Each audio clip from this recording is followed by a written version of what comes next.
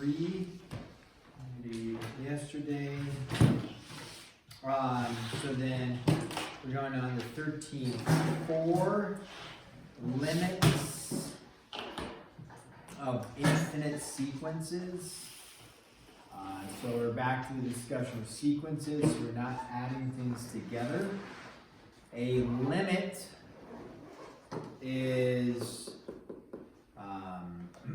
described as, I guess, as finding out what something is going to. What's the limit? It's if you've tracked it all ever, the speed record for like the 100, I don't know, is it 100 meter dash, 100 yard dash? What is it? The 100? Must be 100 meters. Yeah. Right. And then if you've seen any like tracking on that, I don't know what it's down to now. 9.7 seconds or something. But over the course of time, whatever the, make up a number up here, 10.4, over the course of time, the times have just been getting faster and faster and faster. The thing is, will this progression keep going down like that? I know. Yeah, you got it. I'm going to say no. So there's some sort of limit to where it's going to hit. I mean, at some point, somebody won't run any faster. Now, if they can measure to the nearest thousands, 10,000s, 100,000s, maybe there's going to be a slight, change in that number. We don't know where the limit is going to be, but right, we would know there's a limit. Just like it's not humanly possible to run a 100 meter dash in 1 second. So we know that somewhere along here, if it's 9.7 right now, I don't know, maybe, and they've done calculations and kind of projections and looking at, and maybe it's like they think someday somebody's going to hit 9.6 or something like that. So in which case there would be this horizontal line that they are projecting that the human can only run like up to 9.6, but never touch 9.6, if you will, or whatever the number is. That would be the limit considered as our years. As the years go to infinity, if you will, whatever, you're 2099, 2800, as the years go by, they're projecting it'll never hit below or hit 9.6. It'll only get close to it. So that's what we describe kind of as a limit, what something's going to go to for that. So become infinitely close, but not touch that value. What's the skill limit for the Valley Christian Girls basketball team? What's the skill in it? Yeah, it's a skill limit. Oh, the skill limit? That would be called the ceiling. What would be their limit, like the ceiling limit? I'll let you decide. What's your limit in your dojo? 2 stripes? No. That can't be true because you've already hit it. 15 So minutes. 3 stripes, you're gonna get infinitely close to 3 stripes, but never No. get it. It's a 15-minute round. That's about it. That's okay. You're good at other things like Shoveling. shoveling. Well, 53 hours. Okay, so Ooh, there's the, if you did it more times, he can You could slowly Decrease. decrease. until he hit his limit. his limit. So if we have a sequence like this, this would be arithmetic or geometric. Or Geometric, right? What we would see is that if we were to write this as a sequence, you could have something like 1/2 to the n if you were to put this in some sort of notation, meaning, you know, 1/2 to the first power gives you 1/2, 1/2 to the second gives you 1/4, so on and so forth. So what happens when we plug in values for this of n? You can see that it starts at 1/2, goes to 1/4, 1/8, 1/16. Your values are getting small, right? They're going really small. The question is, will it ever, will these values ever become negative? No. No, never become negative. Will they ever hit 0? No. No. Will it get really close to 0? Yes. And so what we have is this picture that, you know, the first number is 1/2, whatever, and then it just keeps going like this. If you were to connect the dots, which technically the dots aren't connected, but it would be going like this. Your calculator, if you were to graph this on your calculator, like y equals 1/2 to the n, it would have a value like this, and it would go like this, and then it would probably just stop because the pixelation can't show that it gets infinitely close. Or no matter how far out you go on the x-axis, it would just keep getting closer and closer and closer, but never hit. So we can make a notation of that. We would say this graph is going towards what value? It's going towards 0. Yeah, turn it on. Hey, nice. It's going towards 0. It doesn't mean it's going to hit 0, it means it's going towards that. So the notation for this would be the limit, since we're using the variable n. If we used x, we would use x, but n, as n goes to infinity for 1/2 to the n, that's the notation for this. This would be equal to 0. So the notation for limits is that. Now, we can have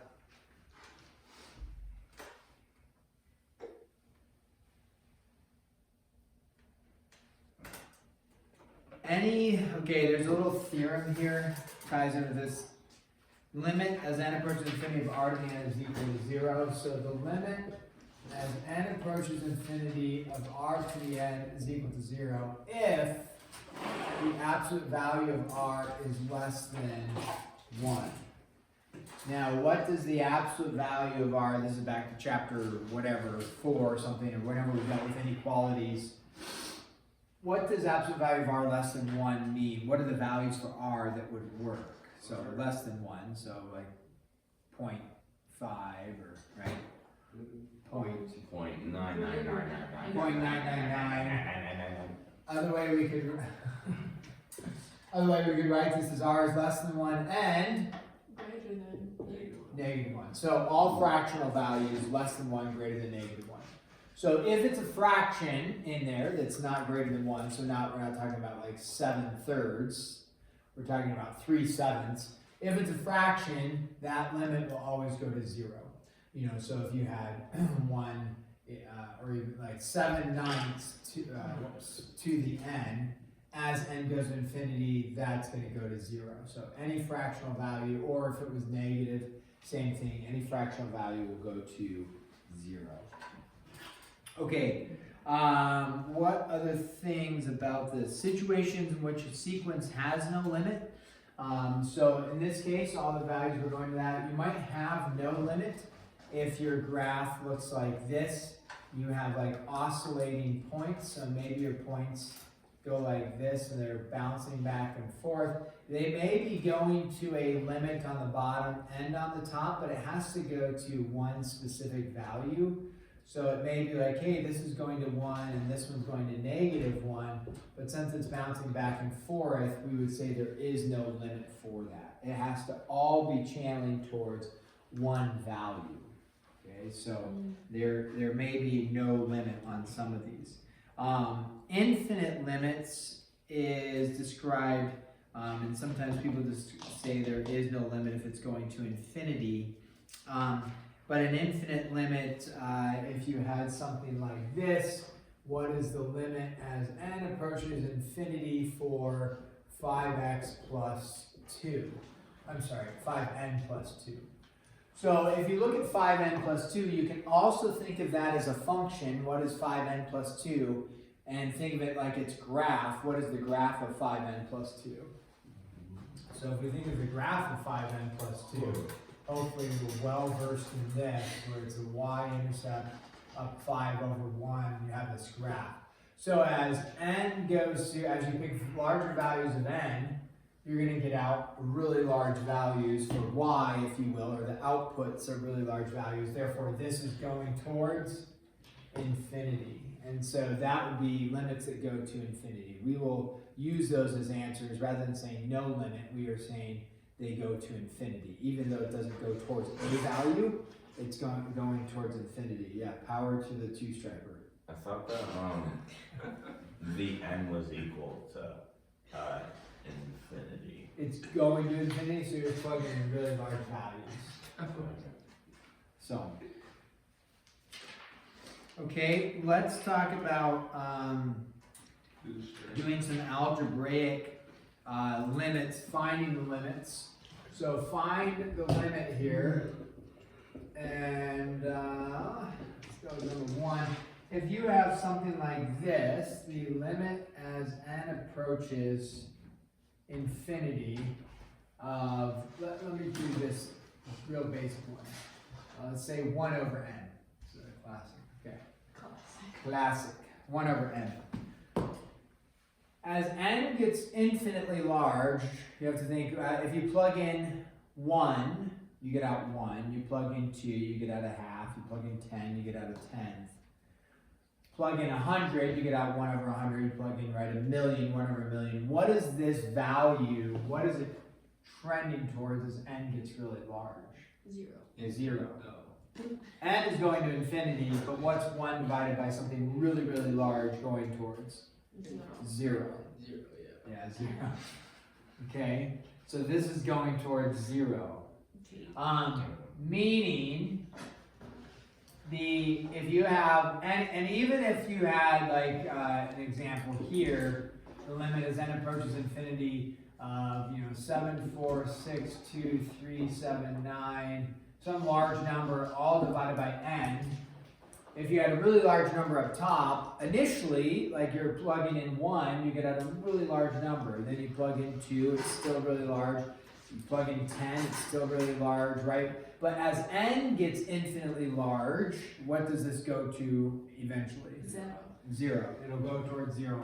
Even though initially it's really large values, it's as it's going towards infinity. Okay, so the n in the denominator is a driving force of what decides what our limit is going to.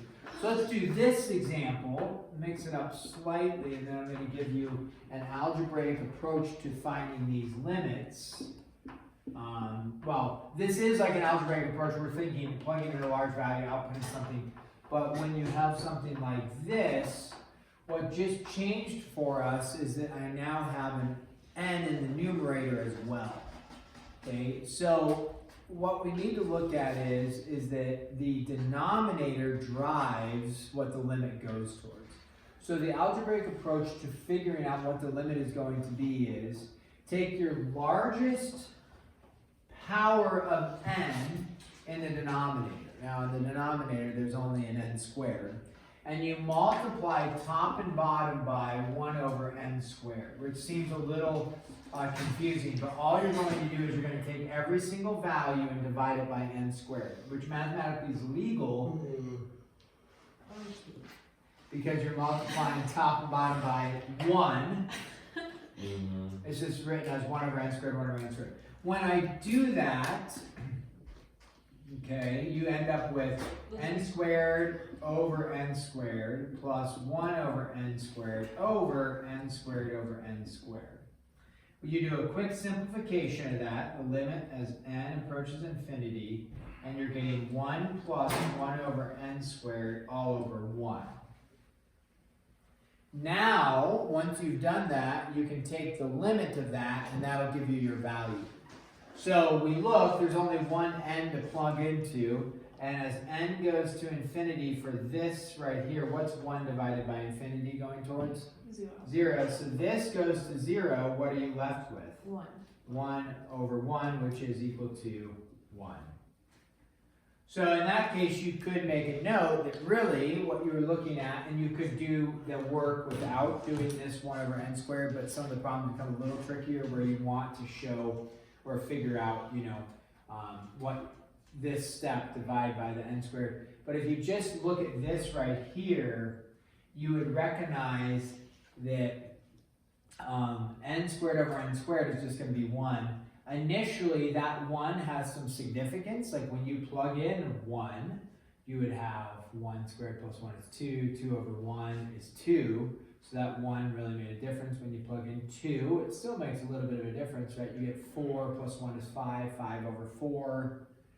But when you plug in 10 billion squared plus 1 over 10 billion squared, essentially the 1 is becoming non-consequential.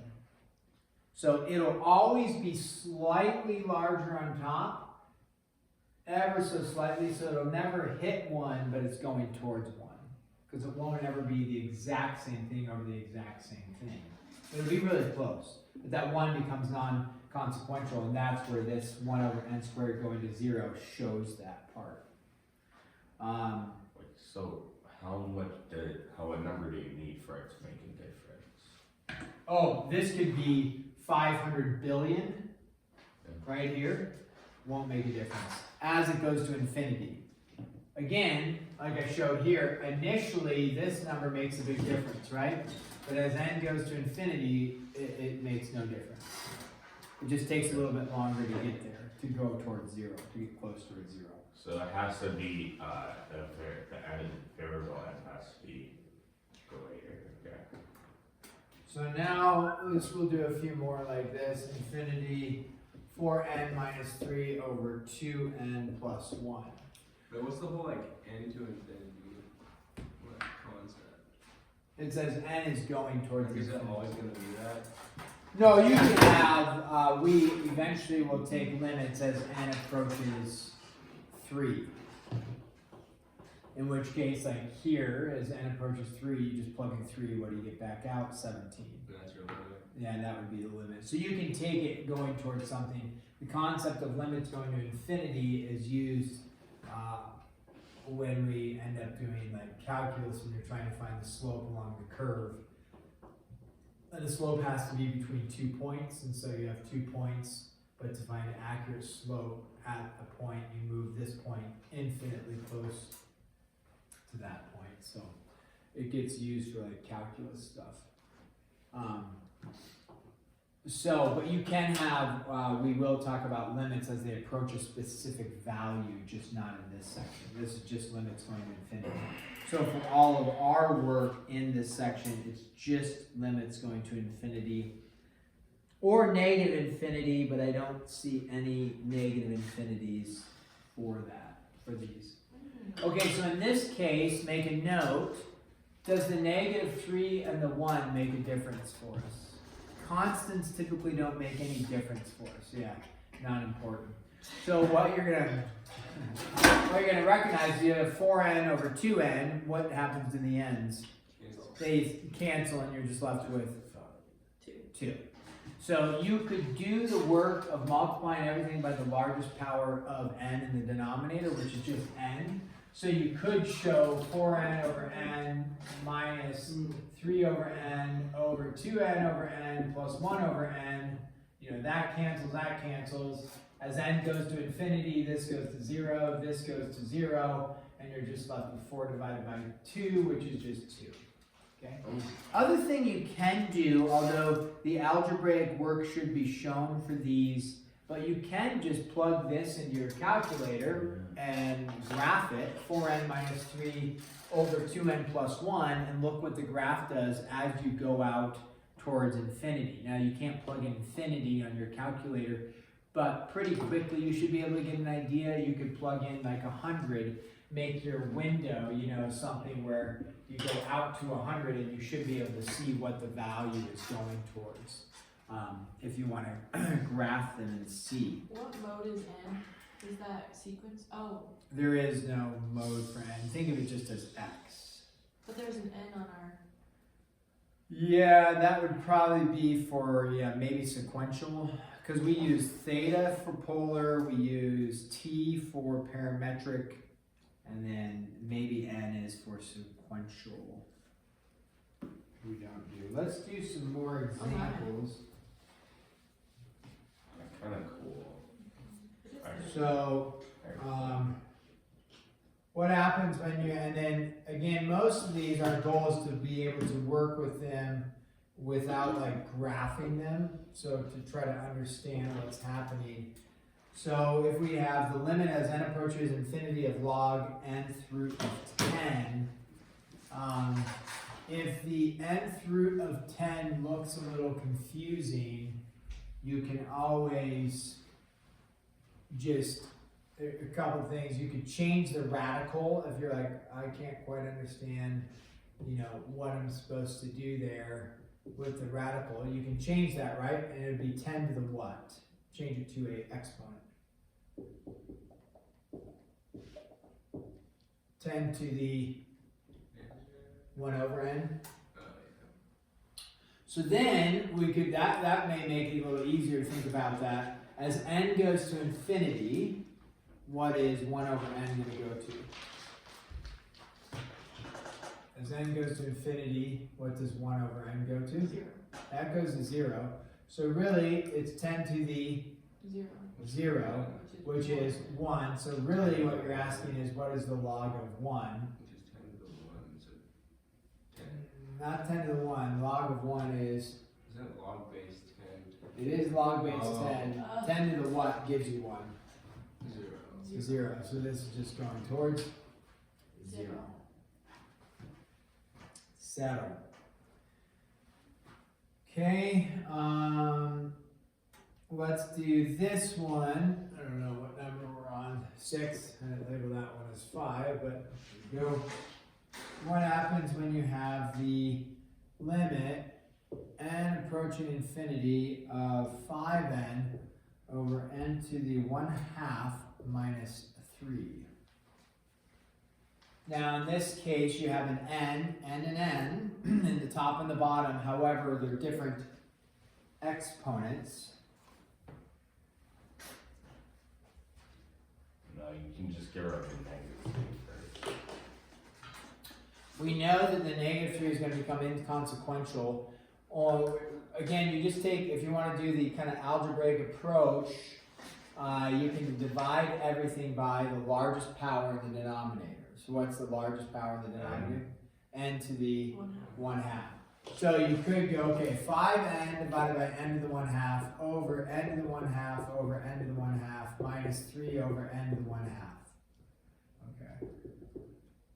Now when we do that, n to the 1/2 over n to the 1/2, that just is 1, right? You're not doing the limit for that because those just cancel. So that just cancels to be 1.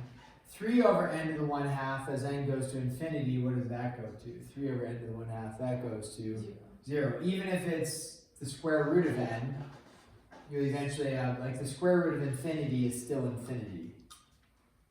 So that just goes to 0. So you have 1 minus 0 on the bottom, so you just have 1 on the bottom.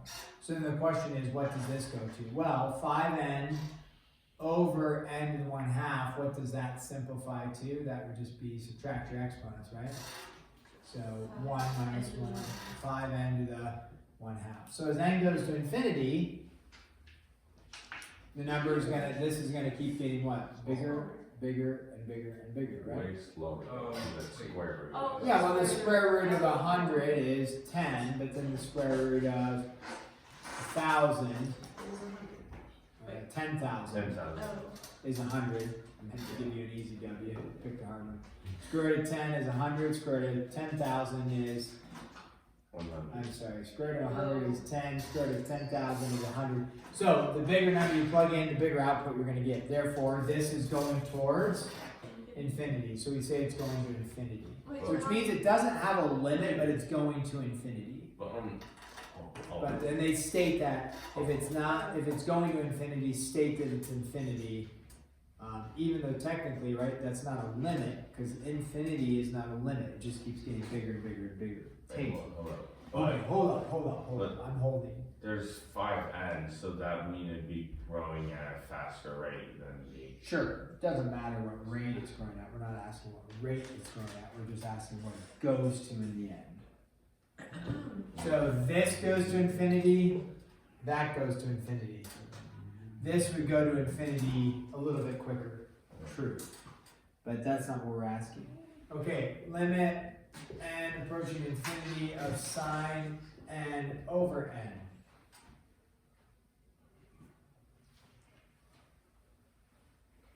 So you gotta think through your trig work a little bit. What does sine n do? What's the, as you plug in values for sine, what do you get back out? 1 over, It's always gonna be less than 1. Or equal to, right? Between 1 and negative 1. So this number up here is just between 1 and negative 1. So if it's a half, or 3/7, or 1, or negative 1, it doesn't matter, it's just going to be between 1 and negative 1. What does this do? This is just going to get bigger and bigger and bigger, so where does the whole thing go to? It's gonna go like. As n goes to infinity, the top stays between 1 and negative 1, It's gonna right? go to 0. Between There's 1 and no negative limit. 1 over infinity. So the top doesn't get big, the top stays small. 0. So what does it go towards? 0. but it's going negative also. -0 is still 0. Well, it doesn't matter if you have -3 divided by There's gonna be like 2 graphs. no, it's -3 divided by running into this whatever that thing is. Some massively large number, it's still going to 0. Doesn't matter if you're approaching 0 like this or if you're approaching 0 like that, you're still approaching Oh. 0. You're not approaching -0, you're approaching 0. But you could be approaching from a negative side or a positive side, but either way you're still approaching 0. Yeah.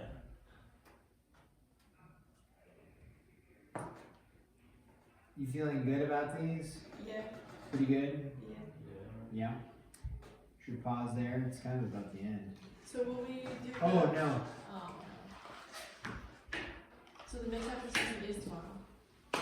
Well, I'm leaning towards that, Oh. but it won't be over the limits. We just make it over through matrices and then 13.1 through 13.3. That way you wouldn't have to worry about the limit stuff. Okay, what about this? What's the limit of this? They don't state like they don't state the limit as n approaches infinity. They just say find the limit. So as the sequence gets bigger and bigger and bigger and bigger, what is this sequence going towards?